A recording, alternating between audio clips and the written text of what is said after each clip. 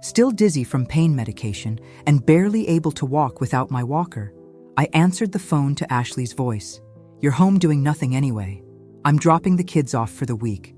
Kevin and I need a break from parenting." The line went dead before I could protest. 20 minutes later, I made 3 phone calls that would change everything. If you're watching this, subscribe and let me know where you're watching from. I'm Dorothy Mitchell, 68 years old, and exactly 1 week ago, I had my hip replaced.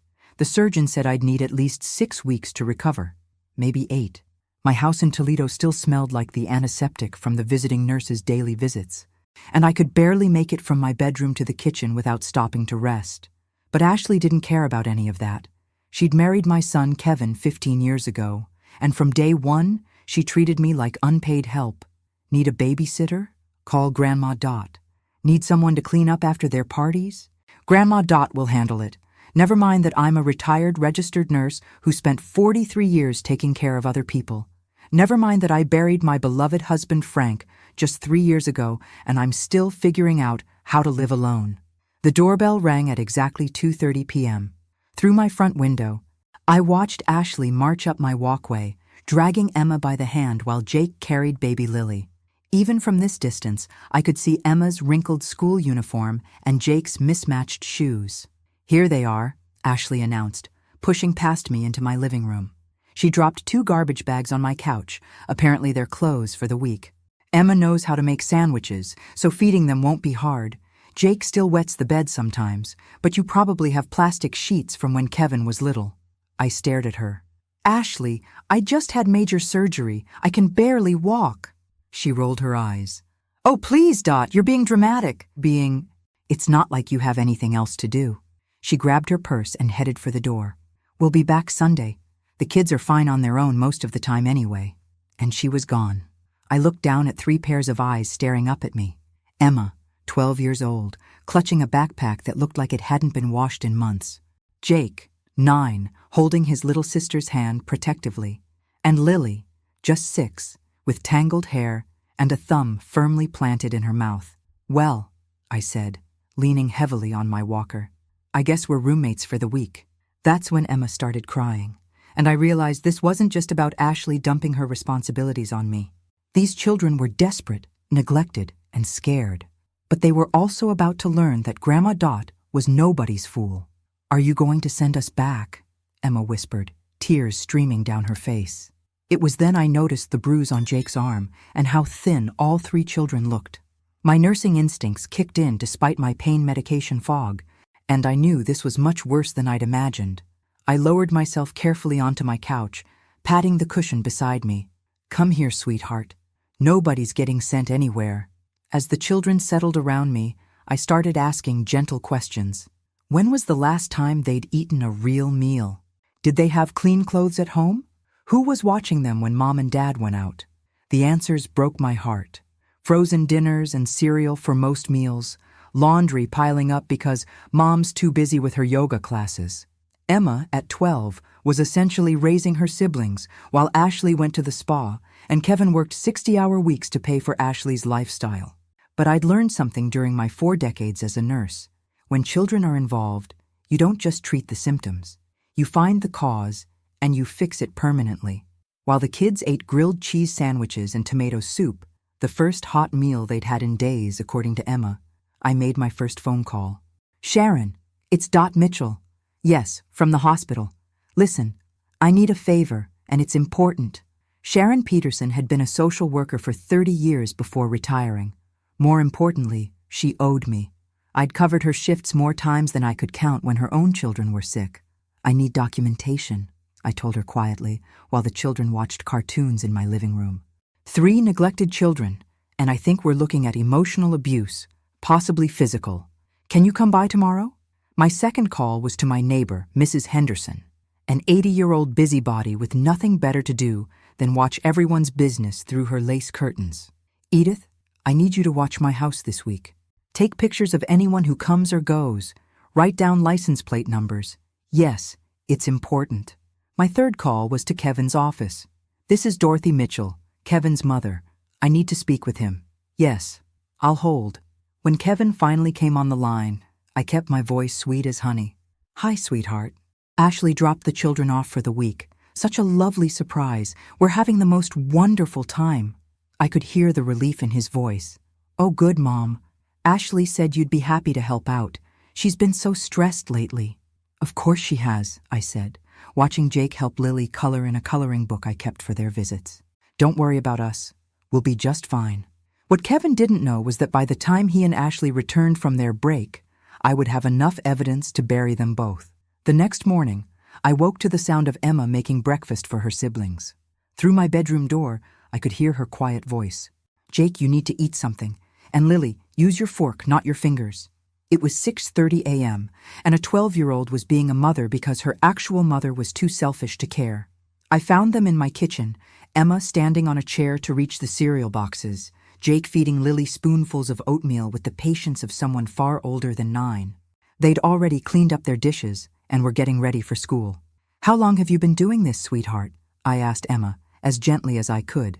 She shrugged, trying to look casual. Mom's not really a morning person. Dad leaves for work at 5:30, so... She trailed off, but I understood. This child had been raising herself and her siblings for years. That afternoon, Sharon arrived as promised. She was a small woman with gray hair and the sharp eyes of someone who'd seen every kind of family dysfunction imaginable. She spent 2 hours with the children while I pretended to nap, but I was actually listening to every word. Emma, can you tell me about a normal day at your house?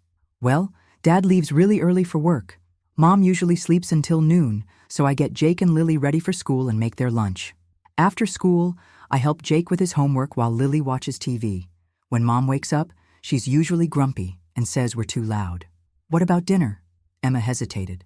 Sometimes Mom orders pizza. Mostly we just find something. I know how to make mac and cheese and peanut butter sandwiches. Sharon took careful notes, her expression growing darker with each revelation. When she finished with the children, she found me in the kitchen. Dot, this is worse than I thought. Worse than...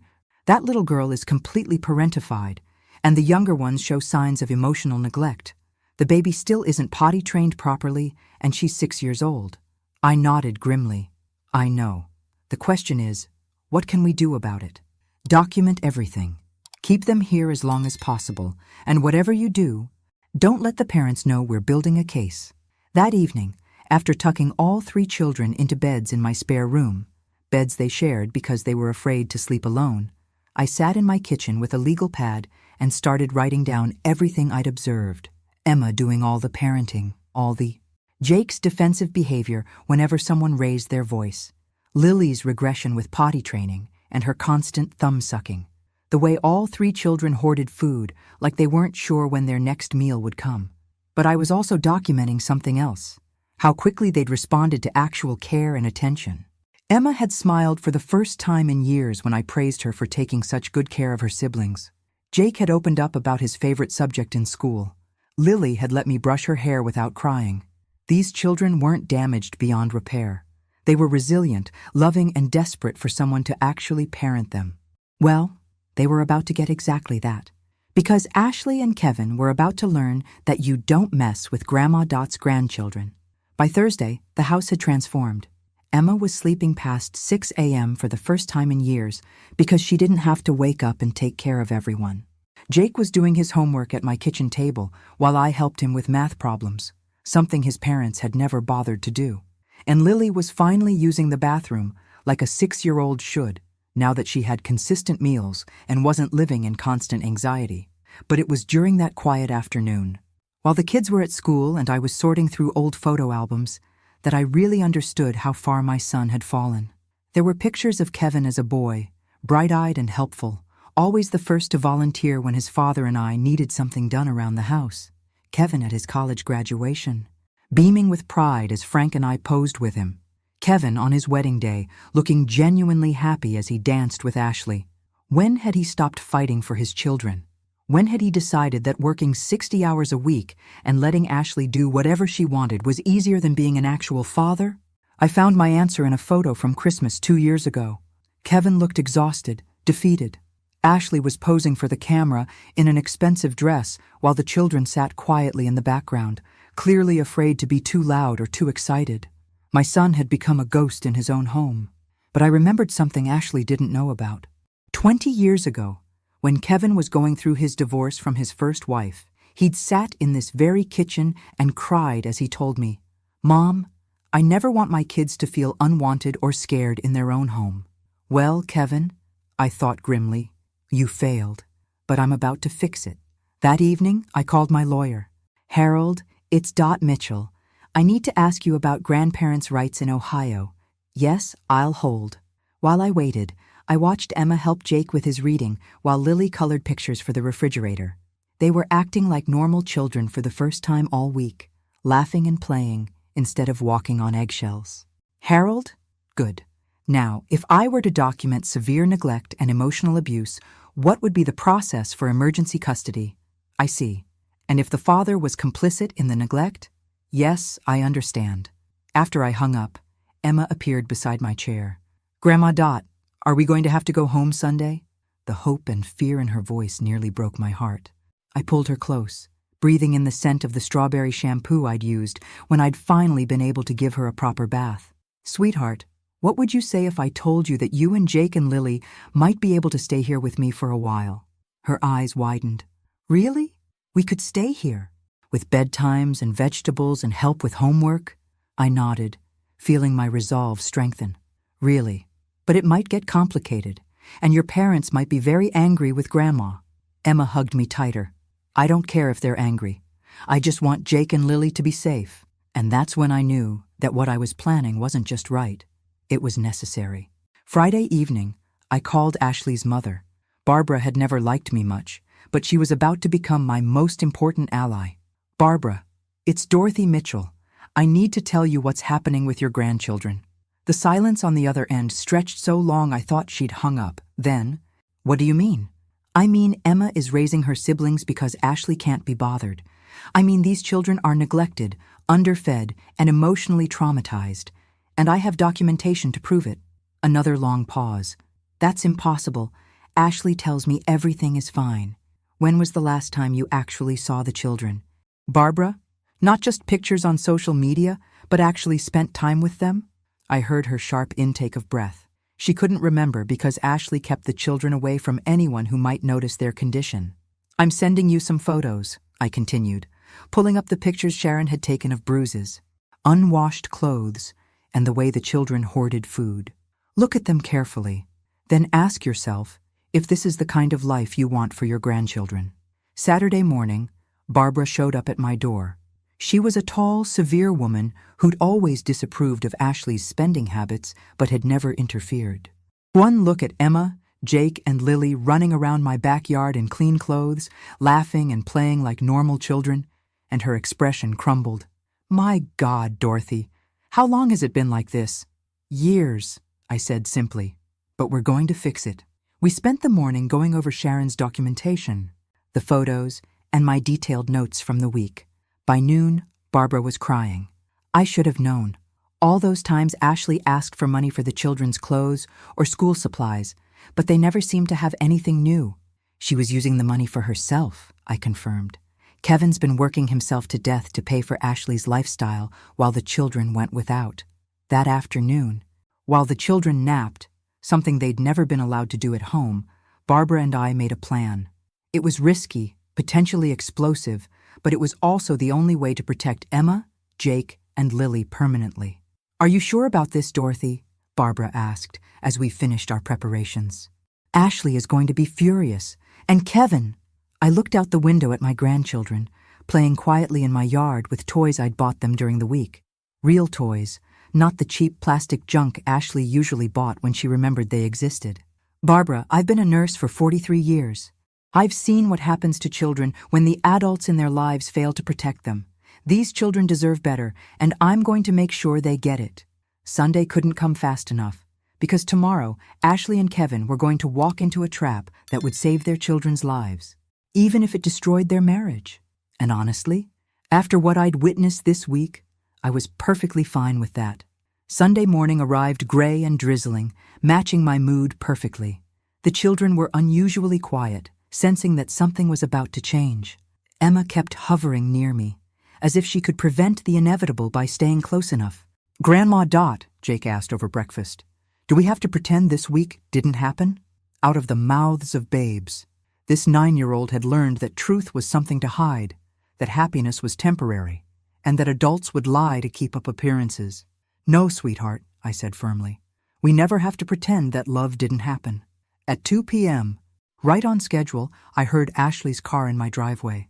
Through the window, I watched her check her makeup in the rearview mirror while Kevin stared at his phone. Neither of them seemed eager to see their children after a week away. The doorbell rang. I took a deep breath, straightened my shoulders, and opened the door with my brightest smile. "Ashley! Kevin! How was your trip?" Ashley breezed past me, looking tanned and relaxed. "Oh, it was exactly what we needed, Dot. That spa in Napa was divine. You should try it sometime." She glanced around my living room. "Where are the kids?" "Playing in the backyard," I said. "They've been such angels. Come in, sit down. Can I get you some coffee?" As they settled onto my couch, I noticed Kevin looked uncomfortable. Maybe some part of him still remembered what being a father was supposed to feel like. "You know," I said conversationally as I handed them their coffee, "it's been so wonderful having the children here. Emma's such a responsible little girl. She's been taking care of Jake and Lily like a little mother." Ashley nodded absently, scrolling through her phone. She's always been mature for her age. 12 is awfully young to be responsible for 2 younger children. Don't you think? "What do you mean?" Kevin asked, finally looking up. I smiled innocently. "Oh, just that Emma told me she gets them ready for school every morning, makes their meals, helps with homework. It's impressive, really, for a 12-year-old to be so parental." The room went very quiet. Ashley's phone slowly lowered to her lap. "She told you what?" "Well, we had lots of time to talk this week. Children open up when they feel safe, you know." I sipped my coffee calmly. "Did you know Lily still has accidents because she's too anxious to ask for help? Or that Jake saves half his lunch every day in case dinner doesn't happen?" Kevin's face had gone pale. "Mom, what are you saying?" "I'm saying that your children have been raising themselves while you've been busy with other priorities." My voice remained pleasant, but steel crept into my tone. "I'm saying that Emma, at 12 years old, knows more about parenting than either of you do." Ashley shot to her feet. "How dare you judge our parenting? Those children are fed and clothed and neglected," I finished quietly. "Emotionally starved, living in survival mode instead of childhood." The back door opened, and the children trooped in, their faces lighting up when they saw Kevin. "Daddy!" Lily ran to him, throwing her arms around his neck. But I was watching Ashley's reaction as Emma approached cautiously, as if unsure of her welcome. The contrast was telling, and my hidden camera was recording every moment. "Well," Ashley said briskly, "we should get going. Kids, get your things." "Actually," I said, standing slowly, "I think we need to have a different conversation first." "Actually," I said, standing slowly, "I think we need to have a different conversation first." I walked to my kitchen counter and picked up a thick manila folder. "About this." Ashley's eyes narrowed. "What is that?" "Documentation," I said simply. "Photos, witness statements, medical observations, everything I've recorded about these children's condition when they arrived here a week ago." Kevin frowned. "Mom, what are you talking about?" I opened the folder and spread several photographs across my coffee table. Ashley's face went white as she recognized them. Pictures of Emma's too thin frame, Jake's bruised arm, Lily's tangled hair, and stained clothes. "These were taken by a licensed social worker on Tuesday," I continued calmly. "Sharon Peterson has been documenting cases of child neglect for 30 years. She was very interested in Emma's parenting responsibilities." "You called a social worker on us?" Ashley's voice rose to a shriek. "How dare you interfere in our family?" "Your family?" I laughed, and it wasn't a pleasant sound. "Ashley, when did you last help Emma with her homework? When did you last read Jake a bedtime story? When did you last notice that Lily is 6 years old and still not fully potty trained because she's too scared to interrupt your yoga sessions?" Kevin was staring at the photographs, his face growing paler with each image. "Mom, there has to be some explanation." "There is," I said. "The explanation is that you've been working yourself to death to fund Ashley's lifestyle while your children raised themselves." Ashley grabbed the photos, trying to tear them up, but I stopped her. "Those are copies, dear. The originals are with my lawyer." The word lawyer hit Kevin like a physical blow. "Your lawyer?"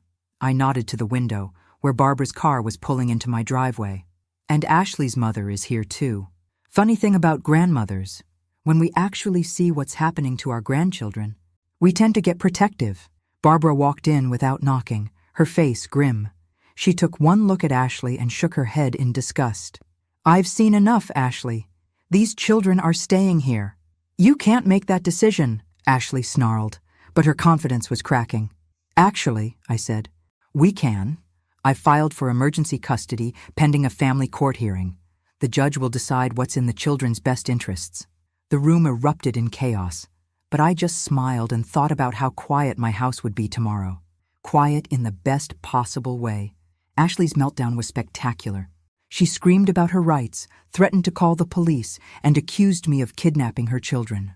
Through it all, Kevin sat in stunned silence, staring at the documentation spread across my coffee table. "This can't be legal," Ashley shrieked. "You can't just steal our children." "I'm not stealing anyone," I replied calmly.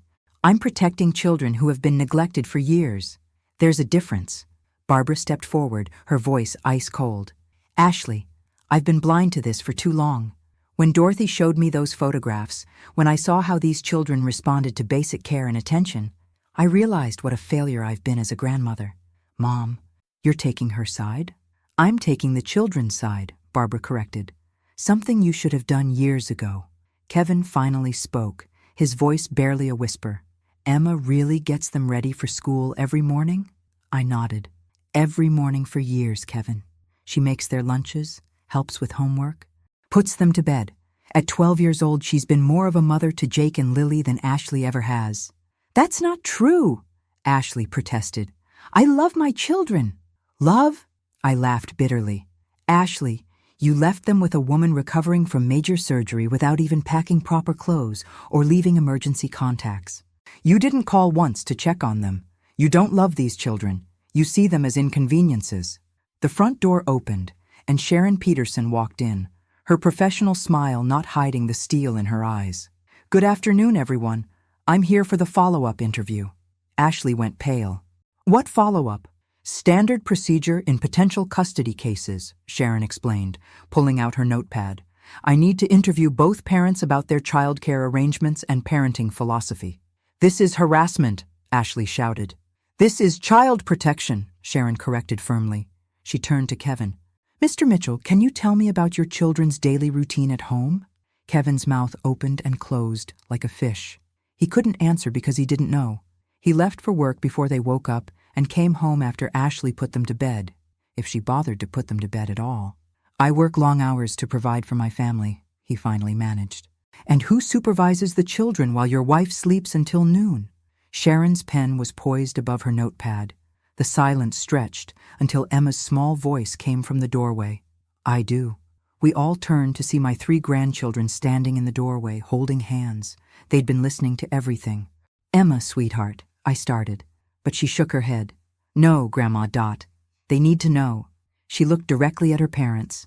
"I get Jake and Lily ready every morning. I make their breakfast and lunch. I help with homework and put them to bed. Because Mom is too busy and Dad is never home." Ashley's face crumpled, but not with remorse, with fury. "You turned them against us." "No, Ashley," I said quietly. "You did that all by yourself." The custody hearing was scheduled for the following Wednesday. In the 3 days between Ashley's meltdown and our court date, something unexpected happened. Kevin started showing up, not to fight for custody or defend Ashley, to see his children.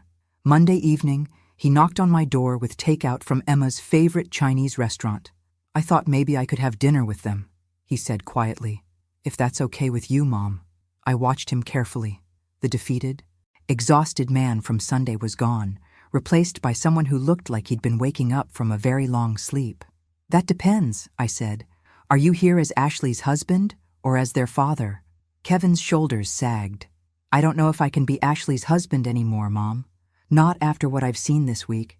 Over dinner, I watched my son really look at his children for what felt like the first time in years. He noticed how Emma cut Lily's food without being asked. He saw how Jake automatically cleaned up his spills before anyone could get angry. He observed how all 3 children watched him nervously, as if waiting for him to disappoint them again. "Emma," he said finally, I owe you an apology. Emma looked up from her lo mein, surprised. For what, Daddy? For making you grow up too fast. For not protecting you and Jake and Lily the way I should have. His voice cracked. For letting you become the parent when that was my job. Emma's eyes filled with tears. I didn't mind taking care of them. You shouldn't have had to, Kevin said firmly. That's going to change. After the children went to bed, Kevin and I sat at my kitchen table with coffee, really talking for the first time since he'd gotten married. I don't know how it got so bad, Mom, he said, staring into his mug. Ashley wasn't always like this. When we first met, she seemed to care about the kids. What changed? I asked, though I suspected I knew the answer. Money, Kevin said bitterly. As soon as I started making decent money, Ashley started spending it. First it was clothes and spa treatments. She said she deserved nice things after working so hard as a mother. Then it was the bigger house, the expensive car, the luxury vacations. While the children went without, Kevin nodded miserably. I thought if I just worked harder, made more money, I could give everyone what they wanted. I never stopped to ask what the kids actually needed. They needed their father, I said gently. I know that now. He looked up at me with red-rimmed eyes. Mom, I'm filing for divorce, and I want full custody. I reached across the table and squeezed his hand. It's about time. But I didn't tell him about Ashley's phone call that afternoon, or her threats about what she'd do to keep the children.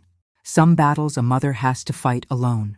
Ashley's true nature emerged during the custody hearing like a poisonous flower blooming in sunlight. Her lawyer, an expensive shark in a $1,000 suit, painted me as an interfering grandmother trying to steal his client's children. Your Honor, he said smoothly, Mrs. Mitchell is clearly overstepping her bounds. Yes, my client may have made some parenting mistakes, but she loves her children and wants them home. Judge Patricia Hendricks, a no-nonsense woman in her 50s, listened patiently before turning to Ashley. Mrs. Mitchell, can you tell me about your children's daily routine? Ashley launched into a well-rehearsed speech about morning snuggles and bedtime stories that had never happened. I watched Emma's face grow increasingly pale as her mother lied under oath about their life together. Then it was Sharon's turn to testify. Your Honor, in my 30 years as a social worker, I've rarely seen such clear-cut parentification of a minor child.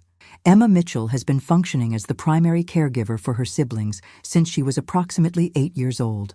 Sharon presented her evidence methodically. Photographs, interviews, medical observations. When she finished, the courtroom was silent except for Ashley's quiet sobbing. Not tears of remorse, but of rage at being exposed. Judge Hendricks turned to Kevin. Mr. Mitchell, where do you stand in this matter? Kevin stood up slowly, his voice clear and strong. Your Honor, I'm filing for divorce from my wife and requesting full custody of my children. I've been a terrible father, but I want the chance to make it right. Ashley's head snapped up. You can't do this to me, Kevin. I won't let you take my children. Your children? Kevin's voice was ice cold. When did you last help Emma with homework? When did you last take Jake to a doctor's appointment? When did you last notice that Lily has nightmares because she's afraid of making you angry? Ashley's mask finally slipped completely. Those children ruined my life. I was somebody before I had them. I had dreams, plans, a future, and now look at me, trapped in this boring suburban life with 3 demanding brats who never appreciate anything I do for them. The courtroom fell deadly silent. Even Ashley's expensive lawyer looked horrified at his client's outburst. Judge Hendricks leaned forward. Mrs. Mitchell, are you saying you view your children as burdens? Ashley's lawyer grabbed her arm, trying to shut her up, but the damage was done. Years of resentment came pouring out like poison from a wound. I never wanted 3 children. Kevin promised me we'd have help, that I wouldn't have to sacrifice my entire life.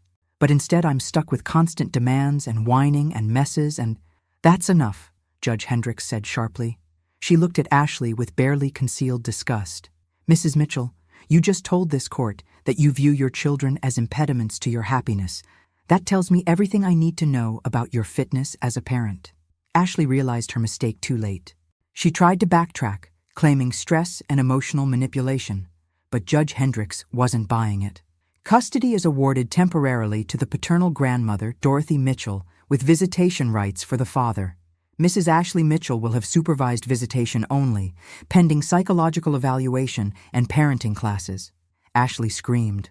Actually screamed in the courtroom, calling the judge biased and threatening to appeal. It took 2 bailiffs to remove her, but I barely heard any of it, because Emma had slipped her small hand into mine and whispered, "Thank you, Grandma Dot. Thank you for saving us." 6 months later, my house had become something I'd never expected at 68 years old. A real home again. Not the quiet, lonely place where I'd been recovering from surgery, but a house full of laughter, homework arguments, and the beautiful chaos of children being children. Emma was finally acting like a 12-year-old instead of a surrogate mother. She joined the school debate team and discovered she had a talent for arguing, something that didn't surprise me at all. Jake was playing Little League baseball, and Kevin never missed a game. Lily had stopped wetting the bed and started kindergarten with the confidence of a child who knew she was loved. Kevin had moved into an apartment nearby and had been awarded full custody after completing parenting classes and anger management. The man who sat at my dinner table every Sunday was nothing like the exhausted, defeated person who'd enabled Ashley's neglect for years. "Mom," he said one evening after the children were in bed, "I'll never be able to repay you for what you did."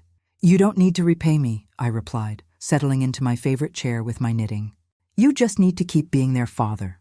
Ashley had fought the divorce viciously, demanding alimony and half of everything Kevin owned. What she got instead was a restraining order after she showed up at Emma's school screaming about parental alienation. Her supervised visits had ended when she spent an entire hour complaining to the children about how they'd ruined her life. The last I'd heard, she'd moved back to California with her mother, still convinced that everyone else was the problem. But the real victory wasn't in court documents or custody orders. It was in the way Lily ran to me every morning for hugs. It was watching Jake help his little sister with her shoelaces without being asked. It was seeing Emma smile like the child she still was, finally free to be young and silly and irresponsible. This morning, Emma had asked if she could invite a friend over for a sleepover. A normal request from a normal 12-year-old who no longer had to worry about taking care of everyone else. "Of course, sweetheart," I'd told her. "This is your home too." And it was. For as long as they needed it, these children would have a safe place to grow up, make mistakes, and be loved unconditionally. Sometimes the most important battles are fought in courtrooms and children's bedrooms, not on grand stages. Sometimes victory looks like a 6-year-old sleeping through the night without nightmares, or a 9-year-old who doesn't flinch when adults raise their voices. As I watched the sunset from my kitchen window, I thought about that phone call 6 months ago. Ashley had been right about one thing. I was home doing nothing anyway. But what she hadn't understood was that nothing can sometimes be everything, and sometimes doing nothing is exactly what children need most. Now I'm curious about you who listened to my story. What would you do if you were in my place? Have you ever had to fight for someone who couldn't fight for themselves? Comment below and let me know where you're watching from.